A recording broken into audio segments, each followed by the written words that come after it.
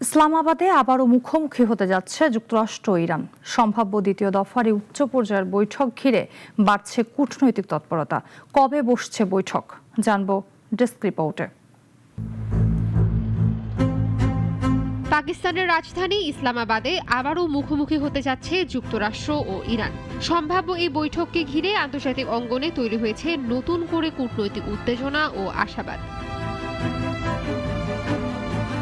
জানা গেছে আগামী সোমবার দ্বিতীয় দফার উচ্চ পর্যায়ের শান্তি আলোচনা অনুষ্ঠিত হতে পারে।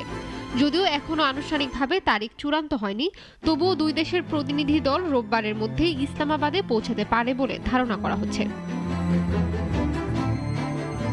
এর আগে টানা উত্তেজনা ও সংঘাতের প্রেক্ষাপটে গত ৮ এপ্রিল ১৪ দিনের একটি অস্থায়ী যুদ্ধবিরতিতে সম্মত হয় দুই দেশ।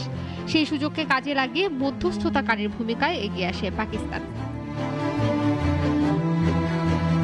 দেশটির প্রধানমন্ত্রী আন্তর্জাতিক পর্যায়ে কূটনৈতিক যোগাযোগ বাড়ান, পাশাপাশি সেনা প্রধানও ইরান সফর করে উচ্চ পর্যায়ের বৈঠক করেন।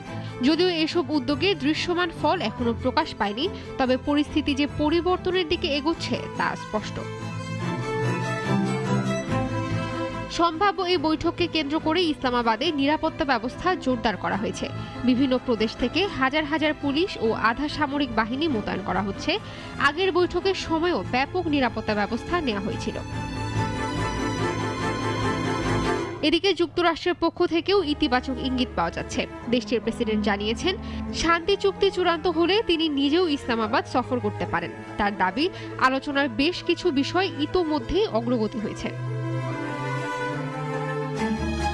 উল্লেখযোগ্য বিষয় হলো, গত ১১ এপ্রিল অনুষ্ঠিত প্রথম দফার বৈঠকটি ছিল দীর্ঘ সময় পর দুই দেশের মধ্যে সরাসরি উচ্চ পর্যায়ের আলোচনা। প্রায় ২১ ঘন্টা দীর্ঘ সেই বৈঠকে তাৎক্ষণিক কোনো সমাধান না এলেও সংলাপের পথ খুলে যায়। তবে পাকিস্তানের পররাষ্ট্র মন্ত্রণালয় সতর্ক করে জানিয়েছে, এখনও দ্বিতীয় দফার আলোচনার নির্দিষ্ট তারিখ চূড়ান্ত হয়নি। তারা গণমাধ্যমকে যাচাই ছাড়া খবর প্রচার না করার আহ্বান জানিয়েছেন।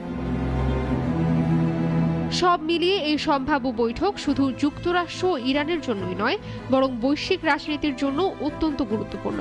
এখন দেখার বিষয় আলোচনা কতটা সফল হয় এবং দীর্ঘদিনের উত্তেজনার অবসান ঘটাতে পারে কিনা। ইশরাত জাহান, নাগরিক।